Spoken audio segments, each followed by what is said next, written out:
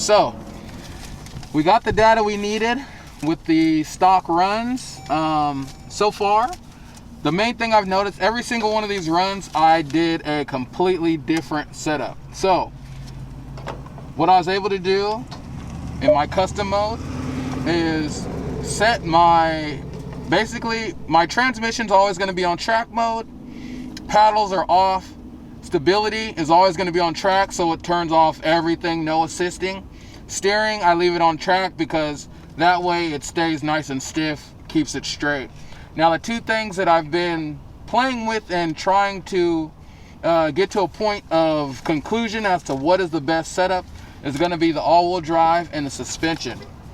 So the all-wheel drive and the suspension settings, basically the suspension settings are going to set on how soft it is. In track, even though they haven't gotten this right yet, in track it actually stiffens all the suspension. So if you're having issues with the car hopping, that's not going to help. Another thing is in sport mode, it's going to get a little bit softer. Street mode is going to be really soft, like if you want to drive around and have that luxury feel. So in feeling that out, you need to find a certain point where the car is squatting, but not too much. If you squat too much with all the weight, you have too much rear momentum, the car is going to sit there and bog. One of the ways that I've found this to be true is so far my best runs were on sport and all-wheel drive. The different modes, you have track. Track is 70% to the rear, 30% to the front. Sport, I believe, is around 65, 35.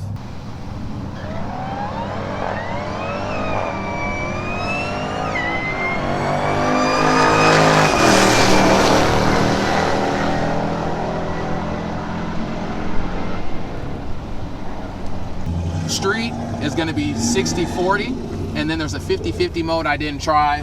One reason is I don't want to break my suspension because most of the strength is going to be in the rear of the Trackhawk. Also, at the same time, I know if I go past that, there's no point. So my absolute slowest run was on the full soft settings on the stickiest side of the track, which is the right side, which I just did, which is a 12-1. Or sorry, a 12. Yeah, I think it was a 12-1 or 12-0. It was a 12-0. No, that was the early one. Yeah, so I think it's a 12-1. It's buried somewhere in here. Oh, here we go. The 12-1. So in doing that, my 60-foot actually got worse. One of the worst, actually the worst of the night, which is 1.736. Likely what happened is the car was so soft that it literally just sunk, and didn't even go anywhere.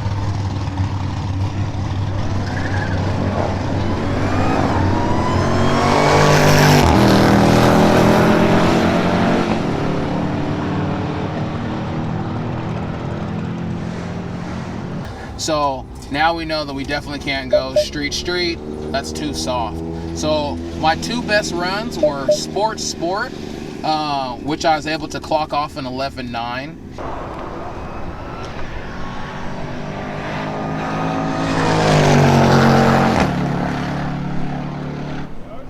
There he goes, 11.9, baby.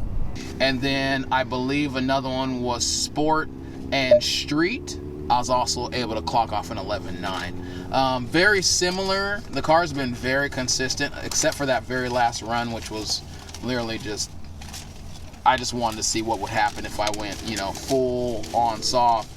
Track and street and track and sport are what I'm probably going to be running in. That seems to actually be the best way to do it. I simply don't have the tires for it. So my stock tires are not allowing me to get enough grip, but because of the size and the weight of the vehicle, having this in a street means that it's the softest suspension. So when I take off with those hard launches, the car is going to actually rock back. All that momentum and the weight of this 5,500-pound vehicle is going to go straight to the rear wheels, which in track mode, you get 70% to the rear, 30% to the front. This is also true for a lot of vehicles that we build and race, the GTRs, the Porsches. You want that weight in the rear because that's just the way that the weight transfer works. So that way you can have maximum traction. So I didn't really have any traction, like super traction issues. I mean, I'm running people and I can't, the entire night there wasn't a single person that I didn't 60 foot. Everybody pretty much got the business off the light. The only thing is that this is not 1/8. If this was 1/8 mile, I killed it tonight. But it's quarter mile. The truck just has nothing up top. It's the same thing if you're on the freeway and you punch it and somebody gets next to you. It's a little bit too close for comfort. You take that to the street, you get on the light, you take off on somebody, and it's the mercy rule. You beat them so bad that they give up. So that's what we're doing with the upgrades. I haven't been back to the track, and this has been years. I've been to the track a few times, sponsored a few events, but this is the first time that I've actually been back to the track with me in the vehicle, and the bug has been bitten. So I know we were gonna do a lot of step-by-step, you know, do some 91 octane runs and some stuff like that. We're skipping that. We're going straight to the E85 114. So I'm not even going to joke around with it, because there's no point. Once I put the headers on this car, it's going to sound so nasty. There's going to be no excuse if I get beat. People are going to... I get away with it now because I'm stock and I'm winning. If I lose, I'm still stock. Haha, I'm stock.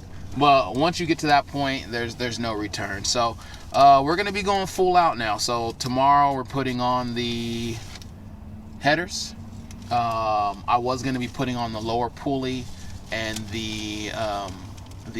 actually I was just going to be doing the header so I can get some numbers on the headers. I spoke with my tuner about me running the 3.1 upper that I purchased. It's not cheap, but I bought a 3.1 upper to run along with my 10% lower, and even he suggested that at that point it's just too much boost. I'm pretty confident that I can do the 3.1 upper, the 10% lower, and come out here and run 10s with tires. If I had tires on the truck right now, I'd be running mid-11s with these type of 60 foots. So the biggest issue is running 91 octane compared to the rest of the world that has 93 octane. I'm running a big risk of melting pistons, hurting my motor. For what? To run slower than what I need to be running. At the end of the day, BADAD build is about learning as we go. And the big thing is we're trying to get this thing as fast as we possibly can. So with that, I'm going to be setting up my tune date. We have all the parts ready to go. We will still be doing the test for the interchiller. We'll be doing the test for the spacers as well. And we'll still be able to get the information we wanted to get. So that's really all. We had a great day out here. The goal was to come out here and run 11s in my bone stock Trackhawk, stock tires, horribly prep track, and we were able to do that. So we had some consistent times. It's a solidified 11-second truck, and that's all I wanted to do. Mission accomplished. So now next time we come out here, the new goal is going to be running 10s. So let's get there first, and then we'll start creeping up on 9s.